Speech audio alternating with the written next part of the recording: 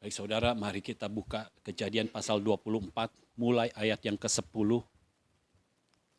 Kita baca mulai ayat yang ke-10 sampai ayat yang ke-27 saja.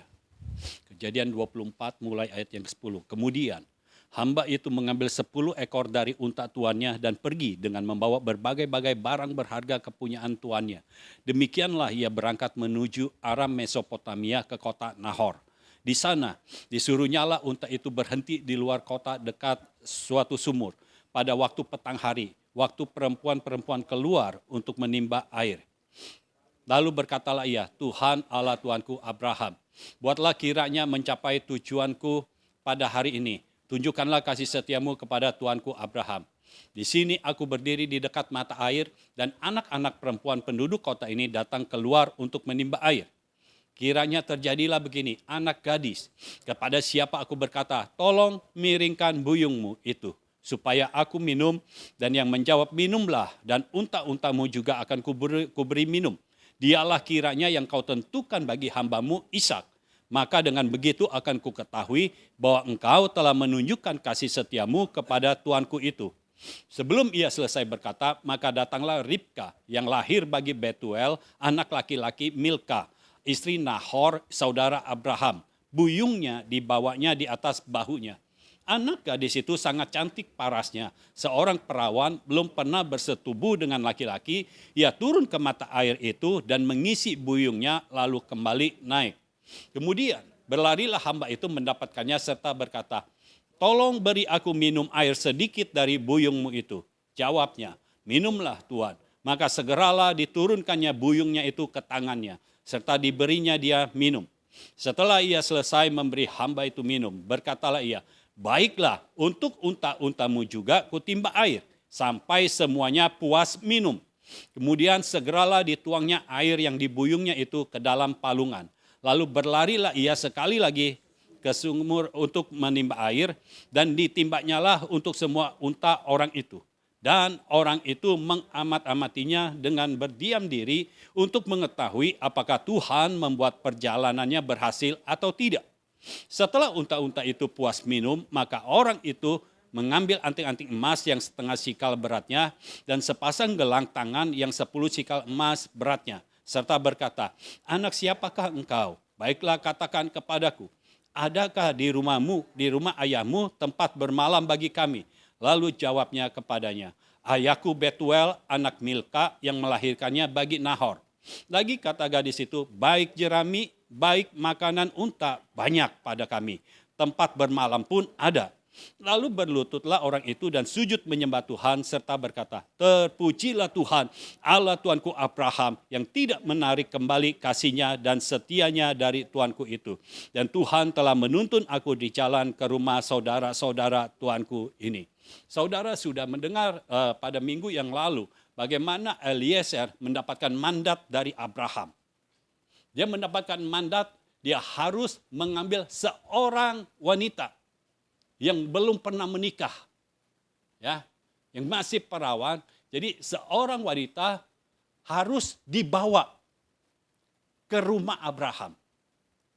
Perginya kemana? Ke tempat di mana Abraham berasal. Bukan dari Kanaan, di tempat Abraham diam. Kenapa? Karena Kanaan bukan orang atau bukan umat Tuhan. Tetapi orang-orang yang berada di asalnya Abraham itu pernah mengenal Tuhan. Jadi ambil dari sana dan satu orang wanita bawa ke tempat Abraham. Eliezer tidak pernah pergi ke rumah saudaranya Abraham.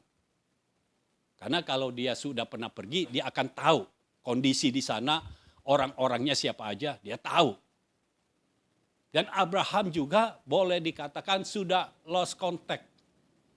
Sudah tidak ada hubungan dengan saudaranya. Nanti saya beritahu saudara Abraham siapa aja. Lebih enak nanti kasih taunya. Ya. Jadi sekarang kondisinya Eliezer benar-benar tidak tahu keadaan di sana. Sesuatu yang baru bagi dia. Karena dia adalah seorang pengurus dan pengelola harta kekayaan Abraham. Jadi dia lebih sering ada di dalam rumah. Karena dia yang kelola. Ya, pengeluaran uang, dia yang kelola.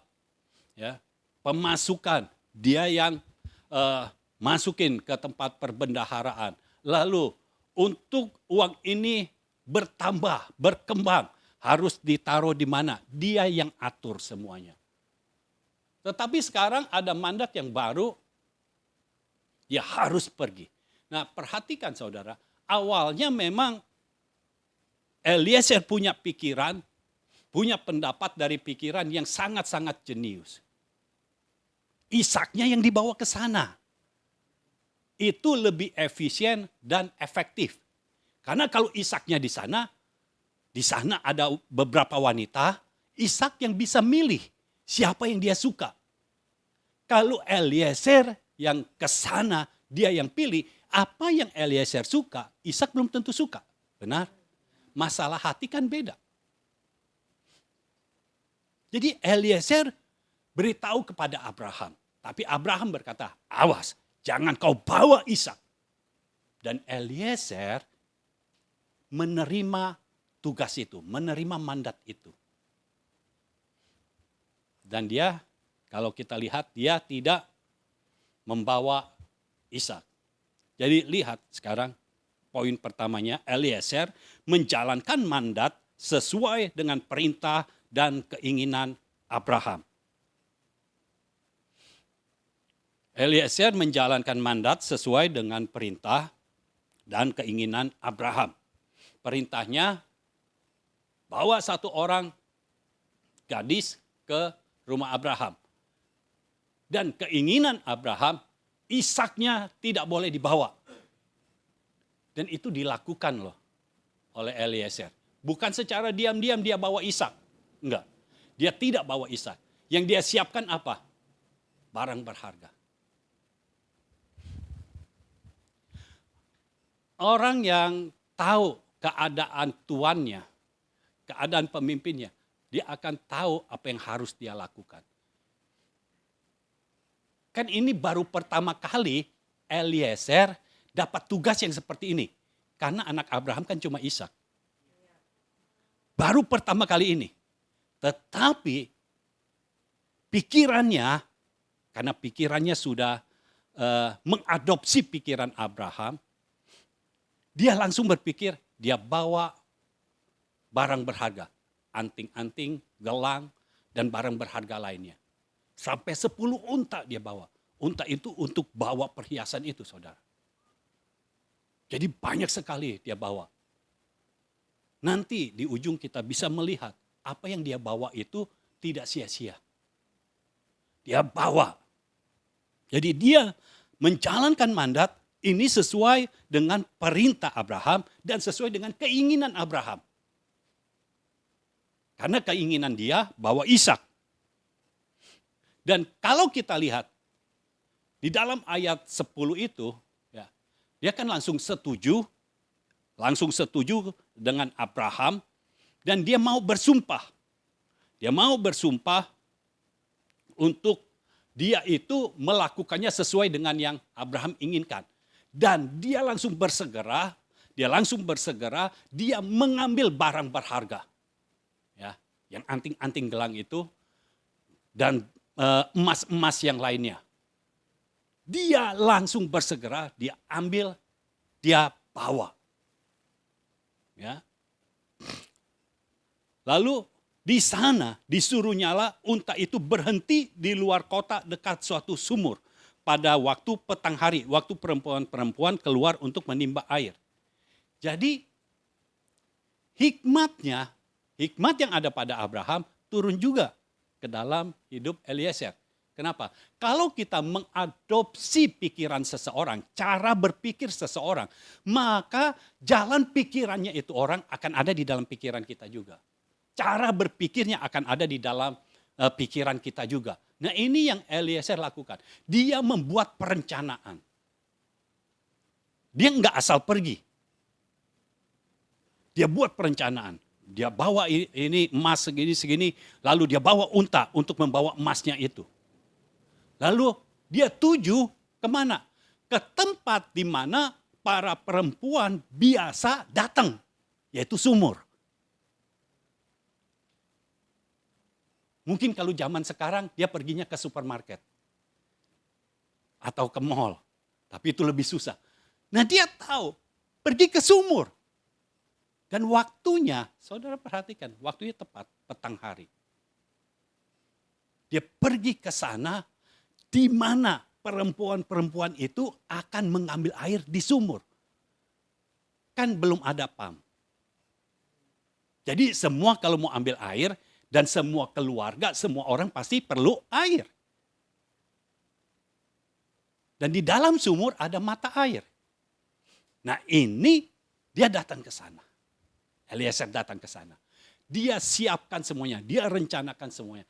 Perhatikan, Eliezer tidak berkata kepada Abraham, aduh saya tidak bisa. Dia tetap menjalankan. Padahal ini perintah baru, ini mandat baru, ini tugas baru. Duh saya nggak bisa. Kalau disuruh menjalankan, mengembangkan uang, oke lah saya bisa. Tapi untuk cari jodoh, saya bukan bidang saya. Eliezer tidak pernah berkata, saya tidak bisa. Yang dia katakan kepada Abraham adalah pendapat dia yang ada di dalam pikirannya. Tetapi ketika Abraham berkata, tidak boleh pakai caranya Eliezer, saat itu juga dia menyelaraskan caranya dengan cara Abraham. Dan dia tidak berkata, tidak bisa. Dia tidak berkata, tidak mau. Dia tidak berkata, aduh saya nggak bisa. Kan saya punya keluarga. Aduh, saya tidak bisa. Kerjaan yang kemarin aja belum kelar. Dia jalan saudara. Langsung jalan. Ya langsung siapin semuanya jalan. Nggak ada perkataan apa-apa lagi. Tidak ada perdebatan. Kalau saudara melihat ayat-ayatnya, tidak ada perdebatan antara Eliezer dan Abraham. Ketika dia mengungkapkan isi hatinya atau pendapat dari pikirannya bahwa lebih baik Ishak dibawa ke sana. Perhatikan saudara. Ketika Abraham memberikan mandat kepada Eliezer, pikiran Eliezer langsung ada di dalam mandat itu. Eliezer tidak melihat dirinya. Pikiran Eliezer kepada mandat itu, kepada tugas itu. Dia langsung menyatu dengan tugas itu. Langsung dia bilang, Ishak yang lebih baik dibawa. Dia enggak berkata, nanti dulu saya lagi enggak enak badan nih. Enggak saudara. Dia available. Saat itu diperlukan, saat itu juga dia jalan. Dan kalau kita melihat, Abraham tidak bilang kepada Eliezer, kamu ambil anting-anting, gelang-gelang emas, harta benda, ambil, bawa ke sana. Enggak saudara. Eliezer yang punya inisiatif untuk membawa semuanya. Saudara bisa bayangkan kalau Eliezer, oh iya, ya udah, Bapak mau saya cari wanita di sana dan bawa ke sini. Oke, saya jalan sekarang. Dia jalan sendiri ke sana. Bisa dipastikan perjalanannya tidak akan berhasil. Tapi dia siapkan semuanya. Dan dia berjalan ke tempat yang dia tahu. Orang pasti ke sumur. Dan zaman dulu yang ke sumur itu adalah para wanita. Ya. Hanya masalahnya, kalau itu rame-rame, wanita mana yang harus dia minta? Ya. Lihat yang kedua saudara, poin yang kedua. Allahnya Abraham menjadi Allahnya Eliezer. Allahnya Abraham menjadi Allahnya Eliezer. Lihat ayat yang ke-12, Eliezer berkata begini. Lalu berkatalah ia, Eliezer ini. Tuhan, Allah Tuanku Abraham, buatlah kiranya tercapai tujuanku pada hari ini. Tunjukkanlah kasih setiamu kepada Tuanku Abraham. Jadi Allahnya Abraham menjadi Allahnya Eliezer. Ingat, zaman dulu, waktu zaman Abraham, Allah itu tidak menjadi Allah semua orang. Bahkan bukan menjadi Allah bangsa-bangsa. Israel belum ada. Ini Allahnya Abraham. Nangkep ya saudara? Ini Allahnya Abraham. Bukan Allahnya Eliezer. Karena Eliezer ini orang Damsyik. Jadi beda Allah. Dia punya dewa sendiri. Orang Damsyik punya dewa sendiri. Tetapi pada saat itu, Eliezer langsung melekatkan hatinya. Sehingga Allahnya Abraham itu menjadi Allahnya dia. Makanya dia berdoa kepada Allahnya Abraham. Dia berkata, Tuhan, Allah Tuanku Abraham. Karena Eliezer tahu ini bukan Allahnya dia. Ini Allahnya Abraham. Tetapi dia berdoa kepada Allahnya Abraham. Buatlah kiranya tercapai tujuanku pada hari ini. Tunjukkanlah kasih setiamu kepada Tuanku Abraham. Tunjukkanlah kasih setiamu bukan kepada Eliezer tapi kepada Abraham. Karena Eliezer tahu pada saat itu Allahnya Abraham tidak akan menjadi Allahnya Eliezer. Tetapi Eliezer membuat Allahnya Abraham itu menjadi Allahnya dia. Nanti saudara, waktu Allah Israel menjadi Allahnya Israel, bangsa-bangsa lain tidak bisa menggunakan Allah Israel gitu. Jadi Allah hanya ada di Israel. Nah sekarang Allah hanya ada dalam kehidupan Abraham. Anggap ya. Jadi ini bukan Allahnya Eliezer. Tapi Eliezer mau untuk meleburkan kepercayaannya. Sehingga dia percaya kepada Allahnya Abraham. Dia percaya Allahnya Abraham yang bisa membuat tujuannya tercapai. Ya. Walaupun ini adalah Allahnya Abraham, tapi dia tahu, dia melihat bagaimana Abraham sudah dibuat kaya oleh Allah yang dipercaya oleh Abraham itu. Abraham sudah disertai di tempat di mana bukan dia berasal, karena itu tanah Kanaan, tetapi Abraham bisa menjadi pengaruh yang besar. Dia menjadi sangat kaya. Saudara bayangkan kalau seorang Eliezer membawa harta benda sampai 10 unta. Ya, 10 unta, itu kan banyak sekali. Artinya di rumah Abraham masih banyak lagi harta benda. Karena yang dibawa itu nggak mungkin 10%. Pasti lebih kecil lagi. Tetapi sedikit harta benda Abraham itu sudah bawanya 10 unta. Saudara bisa bayangkan kalau zaman sekarang bawa kekayaannya itu 10 mobil. Berapa banyak itu? Jadi Abraham itu sangat kaya. Karena apa? Karena Tuhan, karena Allah yang dipercaya, yang disembah oleh Abraham. Itu Allah yang bisa bekerja, yang sanggup bekerja dan mau bekerja untuk semua firman yang telah diucapkannya. Karena janjinya kepada Abraham, Abraham akan menjadi kaya, Abraham benar-benar menjadi kaya. Dan kaya ukuran Tuhan itu artinya berkelimpahan. Sudah dibawa begini banyak. Di rumah berarti lebih banyak lagi. Ya, saudara harus tahu bahwa kalau orang bawa harta, apalagi Abrahamnya tidak ikut, dia nggak mungkin bawa seluruh harta. Hanya sebagian kecil. Ya kita tidak usah hitung-hitung lah ya. Pokoknya sebagian kecil itu. 10 unta itu sebagian kecil. Nah bagaimana caranya untuk sekarang ini? Kalau kita diangkat menjadi seorang pengurus atau pengelola yang baik dan setia. Kita harus mencontoh Eliezer. Tapi Eliezer kan beda Allah sama Abraham. Kita punya Allah yang sama. Apa yang harus kita lakukan? Kita harus mengenal Allah yang ada, yang dikenal oleh Bapa kita untuk menjadi Allah kita. Kalau Bapa kita mengenal Allah sebagai Allah yang menyembuhkan, kita juga harus mengenal Allah sebagai Allah yang menyembuhkan.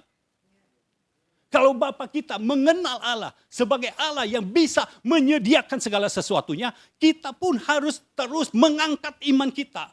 Supaya kita percaya bahwa Allah yang kita sembah adalah Allah yang bisa menyediakan segala sesuatu.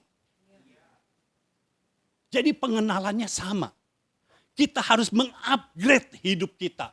Kita harus mengupgrade iman kita. Kita harus mengupgrade kepercayaan kita. Kita di sini lebih gampang daripada Eliezer. Karena Eliezer dewanya beda. Tetapi kita yang punya Allah yang sama. Saudara tinggal perlu menyelaraskan pikiranmu dengan firman. Dan menyelaraskan pikiranmu dengan pimpinanmu. Supaya Allah pimpinanmu menjadi Allahmu juga. Ya, kalau pemimpinmu mengenal Allah sebagai Allah yang bisa membebaskan dari berbagai macam masalah. Kita harus mengupgrade kepercayaan kita. Sehingga kita percaya bahwa Allah yang kita sembah adalah Allah yang bisa membebaskan kita dari segala masalah. Mesti dari kitanya. Terkadang orang Kristen itu terlalu pasif. Jadi menunggu Allah yang menyatakan dirinya. Padahal Allah sudah menyatakan dirinya dalam hidup Bapaknya. Saudara tinggal mengupgrade kepercayaan. Mengupgrade iman. Karena Allah itu sudah menyatakan diri. Bagaimana dengan Eliezer? Kan kepercayaan dia beda dengan Abraham. Tetapi dia melihat bahwa Allahnya Abraham sangat memberkati Abraham. Apa yang mustahil dalam hidup Abraham, itu terjadi dalam hidup Abraham. Dan Eliezer harus berdoa.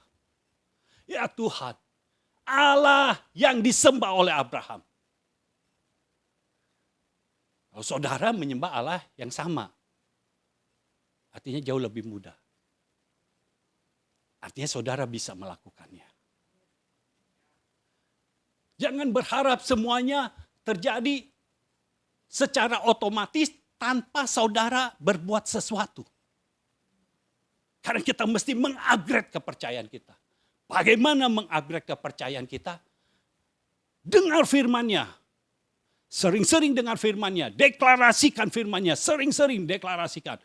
Sampai iman percaya kita semakin bertambah-tambah.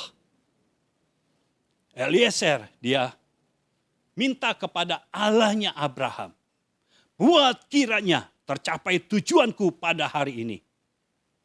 Dan dia berkata, tunjukkanlah kasih setiamu kepada Tuanku Abraham. Bukan untukku Tuhan, tapi untuk Abraham. Tapi untuk saudara, Tuhan menunjukkan kasih setianya. Karena kita punya Allah yang sama. Hanya saudara perlu mengupgrade kepercayaan saudara. Mengenal Tuhan lebih lagi dan lebih lagi. Masuk dalam penyembahan kepada Tuhan. Bukan hanya di gereja saja, tapi juga di dalam rumah. Ya Roh Kudus terus bekerja dalam hidupmu. Sehingga engkau benar-benar hidup dan mengenal Tuhan. Sesuai dengan yang Bapakmu kenal. Sehingga warisan itu bisa engkau terima. Ya, itu Eliezer. Lalu yang ketiga. Eliezer meminta tanda kepada Allahnya Abraham. Jadi dia benar-benar kepercayaannya. Dia tempelkan kepada kepercayaan Abraham. Nah ini waktunya hati saudara sekalian melekat kepada pemimpin. Sehingga kita sama-sama melekat kepada Allah. Ayat 13, di sini aku berdiri di dekat mata air. Dan anak-anak perempuan penduduk kota ini datang keluar untuk menimba air. Kiranya terjadilah begini, anak gadis, kepada siapa aku berkata, tolong miringkan buyungmu itu supaya aku minum. Dan yang menjawab, minumlah. dan unta-untamu juga akan kuberi minum. Dialah kiranya yang kau tentukan bagi hambamu Ishak, maka dengan begitu akan kuketahui bahwa engkau telah menunjukkan kasih setiamu kepada tuanku itu. Jadi Eliezer minta tanda. Minta tanda boleh apa enggak? Boleh kalau itu dorongan dari Tuhan. Kalau bukan untuk kepentingan diri sendiri. Karena sering kali kita minta tanda. Khususnya orang yang mau pakai alasan rohani mencari jodoh.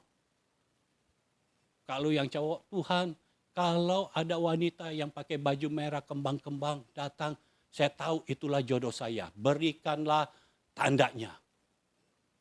Pas kebetulan waktu itu ada vokal group, semuanya pakai merah kembang-kembang. Saudara mau pilih bagaimana? Saudara nggak tahu, bingung. Kenapa? Karena untuk keinginan sendiri.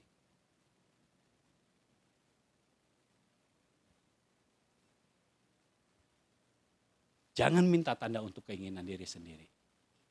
Minta tanda karena untuk menyelesaikan tugas. Eliezer minta tanda untuk menyelesaikan tugas. Dan tandanya itu yang enggak umum. Dia minta, Tuhan, tandanya nih ya, dia minta. Kan dia bilang, ada perempuan-perempuan, lebih dari satu. Ada anak-anak perempuan yang datang ke mata air itu, ke sumur itu. Nah ketika datang, aku minta minum, dia memberikan aku minum. Memberikan aku minum, lalu berkata, unta-untamu juga akan kuberikan minum. Kalau cuma berkata, berikan aku minum, lalu dikasih minum, itu gampang. Tapi kalau unta-unta juga dikasih minum, nah ini agak susah. Karena unta itu, saudara harus tahu, unta itu minumnya banyak. Kalau unta harus dikasih minum, harus berapa kali nimba. Ini sesuatu yang nggak masuk akal. Jadi dia minta tanda yang kira-kira susah terjadi. Kan dari sekian banyak orang, dia minta minum dan dalam bayangan dia akan minta minum ke satu orang. Kalau orang itu kasih minum dan tidak kasih minum unta-untanya, dia akan minta lagi ke orang yang lain. Ke perempuan yang lain. Minta minum lagi. Lihat, dia kasih. Kalau dikasih, unta-untanya dikasih juga enggak. Kalau enggak, dia ke wanita yang lain lagi. Dalam pikirannya, dalam bayangannya seperti itu. Karena dia berkata, ini waktunya anak-anak perempuan, lebih dari satu. Jadi banyak orang akan datang ke mata air itu, ke sumur itu. Karena petang hari, ingat, orang ambil air itu pagi dan petang, pagi dan sore. Oh, saudara kalau yang dekat rumahnya nggak ada sumur, mungkin saudara nggak mengerti. Nggak tahu waktunya. Tapi karena dulu saya tinggal di tempat di mana rumah saya itu dekat sumur, oh saya tahu. Itu sumur akan ramai pagi dan sore. Siang itu sepi, malam sepi. Tapi pagi dan sore ramai. Ya, semua ambil air dari sumur itu. Jadi petang hari, ini waktu yang tepat untuk orang-orang itu pergi ke sumur. Dan dia minta tanda seperti itu. Nah, tanda ini kan susah. Kenapa Eliezer bisa punya pikiran untuk minta tandanya seperti ini? Minta tandanya bukan cuma dia yang dikasih minum, tapi unta-untanya juga dikasih minum.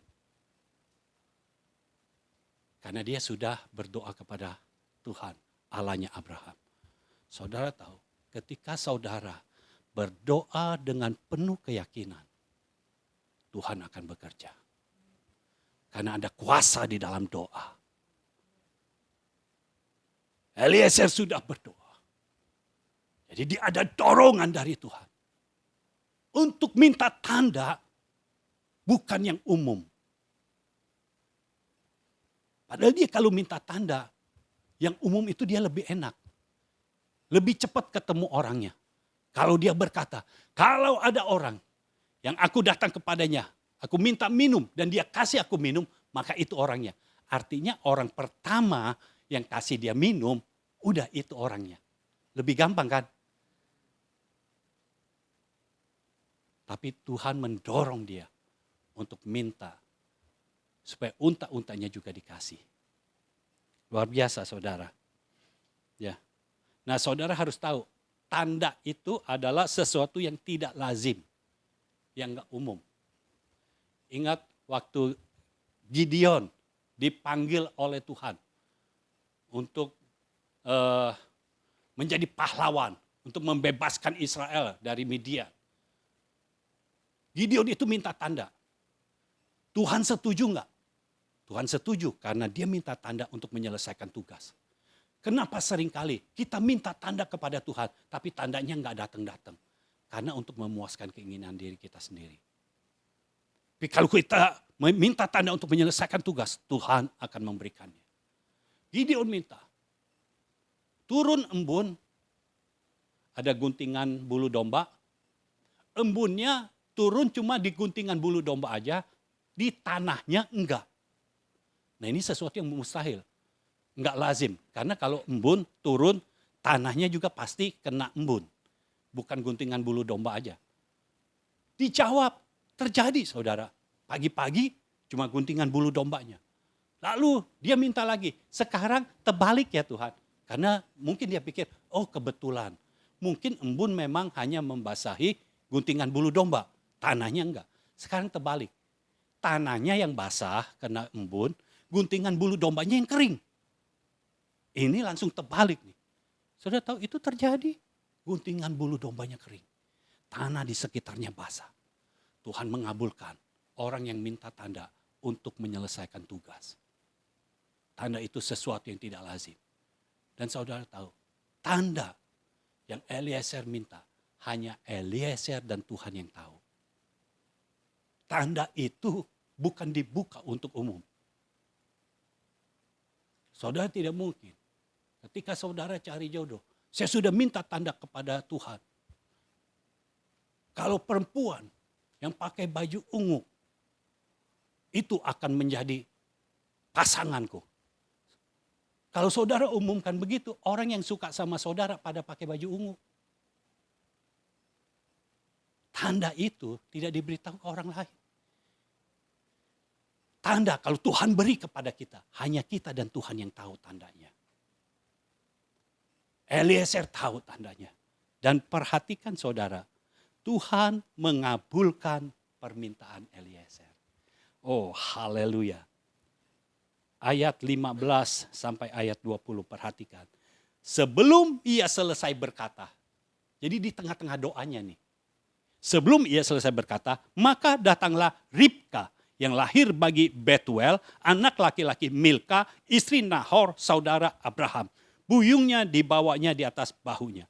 Anak gadis itu sangat cantik parasnya, seorang perawan belum pernah bersetubuh dengan laki-laki, ia turun ke mata air itu dan mengisi buyungnya lalu kembali naik. Jadi ini jalanannya agak menurun. Ya.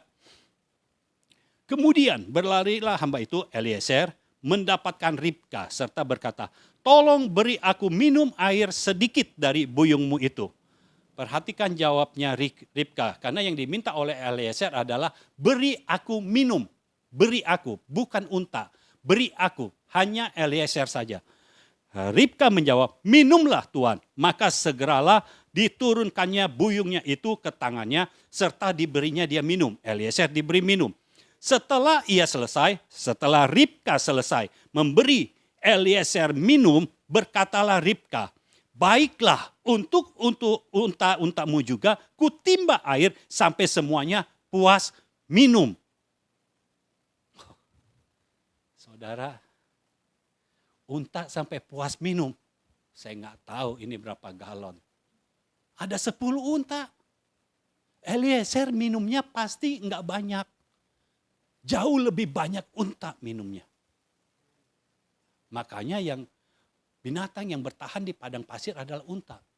Karena dia minumnya banyak, dia nggak terkena dehidrasi. Ya, persediaan airnya banyak di dalam tubuhnya. Lalu ayat 20, kemudian segeralah dituangnya air yang dibuyungnya itu ke dalam palungan. Palungan adalah tempat minum binatang. Untuk unta itu bisa minum, ya. Dituang ke dalam palungan, lalu berlarilah ia. Tidak berlambat-lambat. Ini yang lari Ribka loh, bukan Eliezer. Berlarilah Ribka sekali lagi ke sumur untuk menimba air dan ditimbanyalah untuk semua unta orang itu. Berlarilah sekali lagi, itu yang terakhir kali. Sebelumnya enggak tahu berapa kali dia bolak-balik. Dia harus timba, dia bawa buyung. Itu kan untuk di rumahnya. Pertama dia berikan kepada Eliezer. Lalu dia sendiri. Ini inisiatif dari Ribka sendiri. Baiklah unta-untamu kuberi minum. Sekarang kita lihat saudara. Eliezer minta tanda. Kalau ada anak-anak perempuan yang datang, dia akan minta minum. Dan siapa, artinya salah satu dari perempuan itu, yang ketika aku minta minum dan berkata unta-untamu juga akan kuberi minum, itulah orangnya yang akan menjadi istrinya Ishak. Dan Tuhan menjawab melampaui pikirannya Eliezer. Karena sebelum dia selesai berdoa, itulah kuasa doa saudara. Ketika engkau berdoa dengan yakin, engkau berdoa tepat, kepada Allah yang maha kuasa, kepada Tuhan kita. Engkau berdoa dengan penuh keyakinan. Engkau sedang melakukan tugas, engkau sedang menyelesaikan tugas. Sebelum engkau selesai berdoa, jawaban sudah datang. Tiba-tiba datang saudara. Ribka datang. Berapa orang? 1. Melampaui pikirannya Eliezer. Dalam pikirannya Eliezer ada beberapa orang. Itu punya kesulitan sendiri saudara. Kalau 1 orang, ya ketika dia minta minum, dikasih minum, lalu dia bilang, unta-untamu aku kasih minum juga. Kan yang kedua, ketiga, keempat, dan seterusnya, belum tentu enggak kasih untanya minum. Artinya dia mesti cari lagi. Dia minta minum lagi.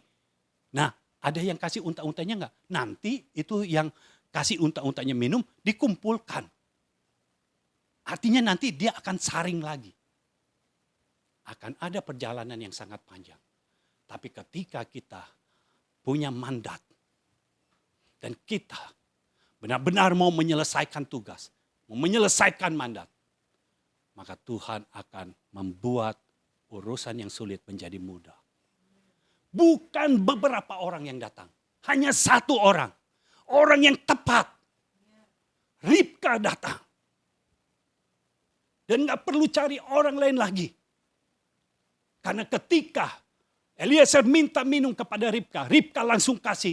Dan Ribka sendiri yang berkata, unta-untamu juga akan kau beri minum. Sampai unta-untamu puas minum.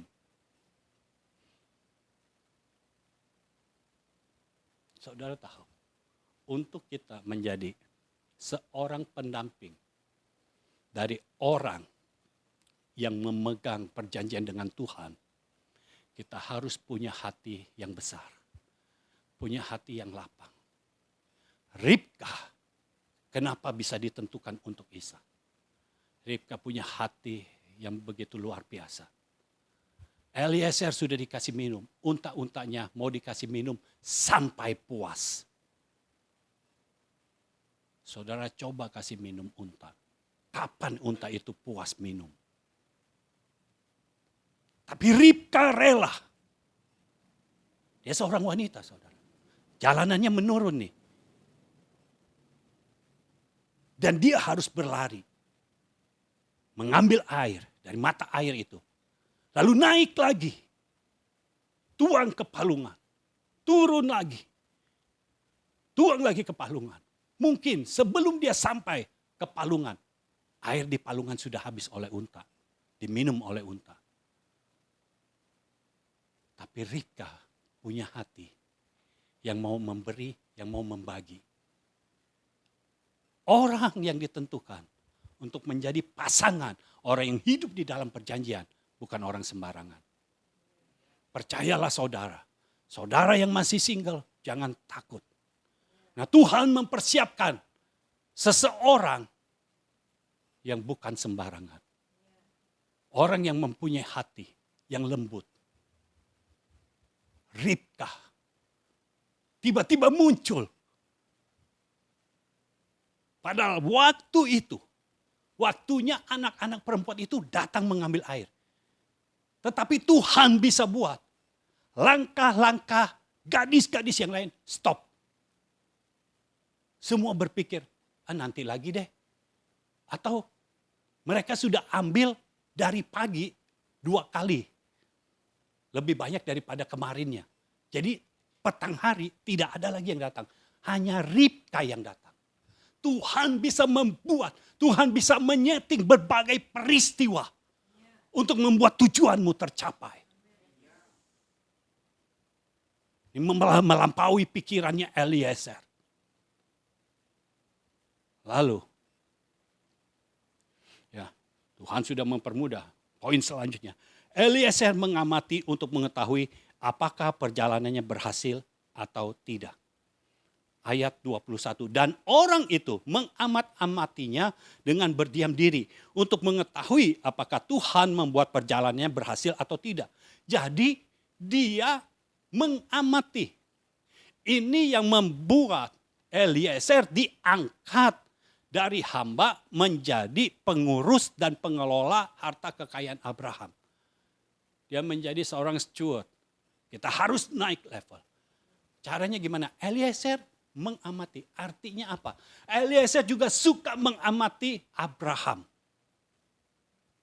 Cara pikirnya Abraham. Cara kerjanya Abraham. Sehingga dia bisa diangkat naik. Loh saudara, di dalam mengelola keuangan, tiap-tiap orang itu punya tipenya. Saudara harus tahu. Enggak semua orang berani taruh uang di saham. Nah, Eliezer harus tahu tipenya Abraham. Abraham maunya seperti apa? Dia sudah biasa mengamati Abraham. Dan kali ini untuk membuat tujuannya tercapai, dia mengamati Ribka. Dia amati apakah benar Tuhan membuat perjalanannya berhasil. Dia mengamati apakah benar Ribka bicara. Unta-untanya akan diberi minum sampai puas minum. Apakah yang Ribka katakan sesuai dengan apa yang dilakukannya?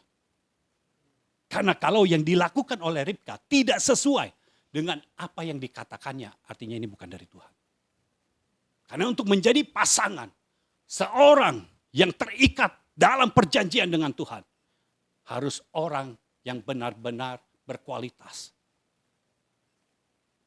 Bukan orang yang ngomongnya apa, tindakannya apa. Ribka berkata, unta-untanya akan diberi minum sampai puas minum.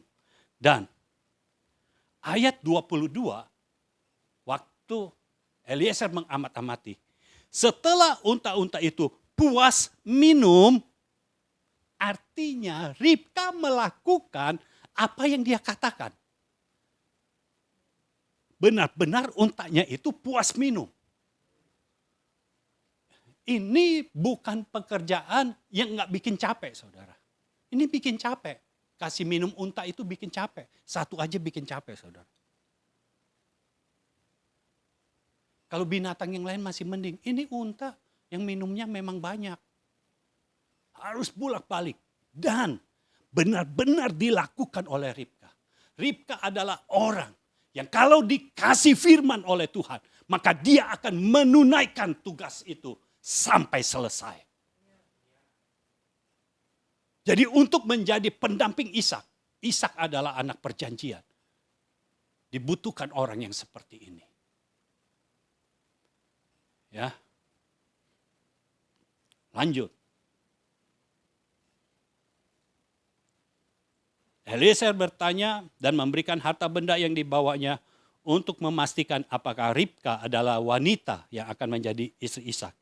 Jadi dia mau memastikan. Jadi ayat 22, setelah unta-unta itu puas minum, maka orang itu mengambil anting-anting emas yang setengah sikal beratnya dan sepasang gelang tangan yang 10 sikal beratnya, serta berkata, anak siapakah engkau? Jadi selanjutnya dia hanya perlu tahu Ribka ini anak siapa. Dia dari keluarga siapa. Karena Abraham maunya ambil dari keluarganya sendiri, dari saudaranya. Baiklah katakan kepadaku, adakah di rumah ayahmu tempat bermalam bagi kami? Lalu jawabnya kepadanya. Ribka menjawab, ayahku Betuel, anak Milka yang melahirkannya bagi Nahor. Jadi dia katakan, ayahku Betuel, anak Milka yang melahirkannya bagi Nahor. Nah sekarang kita lihat, Ribka anak Betuel. Betuel itu anak Nahor dan Milka. Kalau kita perhatikan di dalam pasal 11 ketika ayahnya Abraham yaitu Terah dipanggil oleh Tuhan. Karena panggilan Tuhan yang pertama kali itu kepada Terah, bukan kepada Abraham. Terah tahu dia harus pergi ke Kanaan. Ya, jadi Terah memiliki anak Abraham, Nahor, dan Haran. Dan kita tahu Haran mati di Ur Kasdim. Ya, mati di sana. Jadi Terah ketika keluar dari Ur Kasdim, dia membawa Abraham dan Sarah serta satu anak Haran yaitu Lot. Tapi Nahor tidak diajak. Jadi Nahor masih ada di situ. Tapi Nahor kan sudah melihat bahwa Terah mendapat firman Tuhan.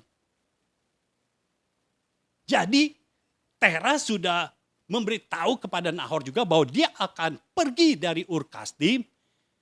Karena apa? Karena dia sudah mendapatkan firman dari Tuhan. Makanya Abraham mau supaya Eliezer pergi ke satu-satunya saudara dia yaitu Nahor. Dan itu di Mesopotamia. Ur Kasdim itu di Mesopotamia. Jadi tidak tahu apakah ini kota yang sama, tetapi itu masih satu area lah. Gitu. Karena ini disebut kota Nahor. Nahor disebut ada di kota Nahor. Haran mati di Ur Kasdim. Ya, jadi Nahor yang disuruh tinggal, Abraham yang dibawa.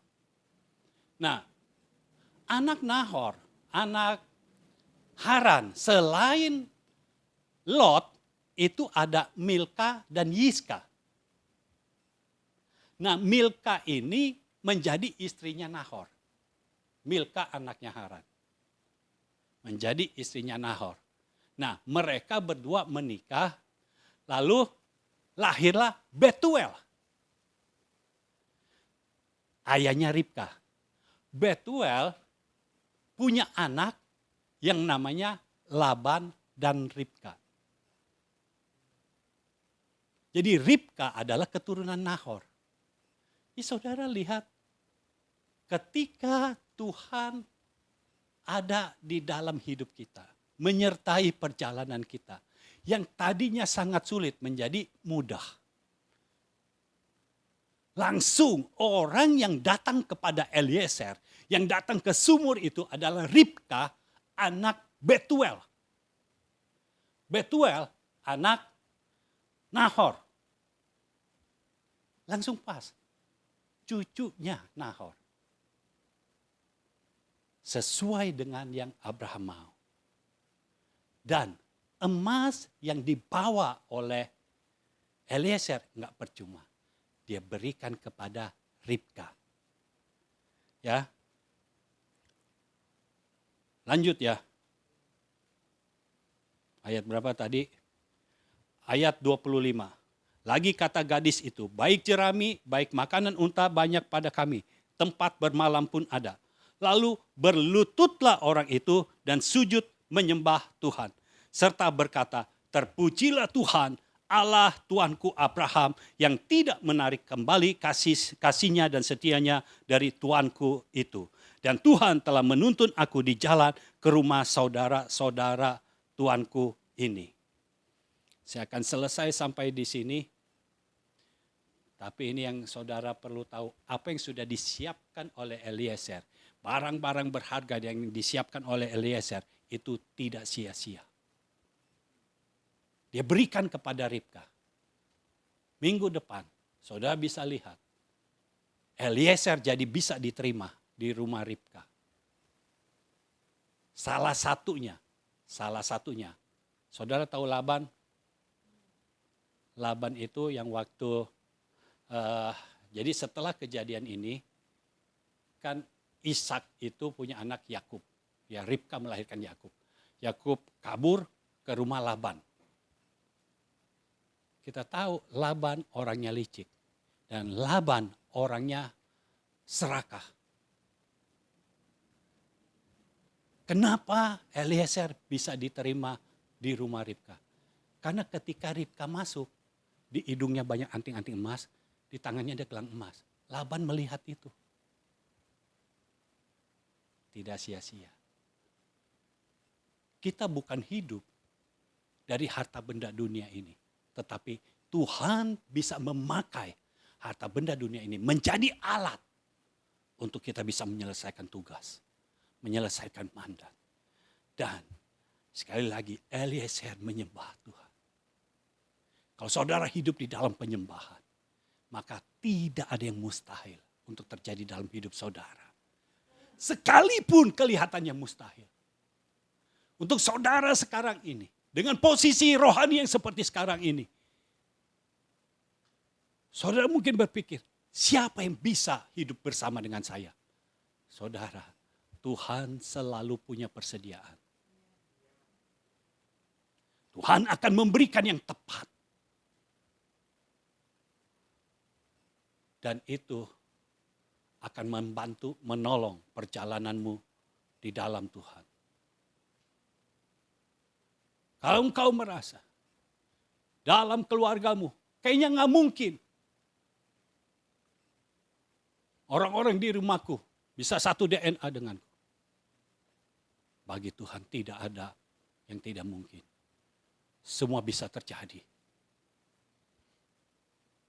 Apalagi hari Minggu harus datang. Hari Minggu itu kan waktunya istirahat. Waktunya untuk keluarga. Tidak mungkin bisa. Sekali lagi, bagi Tuhan tidak ada yang mustahil. Kalau Dia bisa membuat tujuan Eliezer tercapai. Apalagi untuk kita yang sudah mengenalnya. Ingat, kita keturunan Abraham. Kalau Tuhan bisa buat berhasil, hamba Abraham. Apalagi Abrahamnya. Apalagi kita keturunannya. Tuhan akan membuat perjalanan kita menjadi berhasil. Mulai belajar masuk dalam penyembahan di rumahmu. Dimanapun kau berada, biar hatimu menyembah. Engkau selalu bersekutu dengan Tuhan. Sehingga Tuhan membuat apa yang engkau lakukan menjadi berhasil. Tidak ada yang mustahil bagi Tuhan. Dia masih bekerja. Dan sampai saat ini mujizatnya masih terjadi. Biar realita hadirat Tuhan dicurahkan atas hidupmu. Dan kau menjadi orang yang membawa dampak bagi sekitarmu. Sehingga nama Tuhan dipermuliakan. Amin. Mari kita berdoa. Bapa, kami bersyukur kepadamu untuk hari ini. Untuk hadiratmu yang ada di tengah-tengah kami. Untuk firman-Mu yang telah Engkau berikan kepada kami. Kami percaya Tuhan. Tidak ada yang mustahil untuk terjadi dalam hidup kami. Kalau Engkau sudah berfirman, artinya itu pasti terjadi. Terima kasih Bapa. Biar kami memiliki iman percaya kami yang penuh kepada Engkau. Bergantung hanya kepada Engkau dan berpegang hanya kepada firman-Mu saja. Tuhan terus bekerja dalam hidup kami. Terima kasih Bapa. Kami mengucap syukur kepadamu di dalam nama Tuhan Yesus Kristus. Amin. Amin. Amin.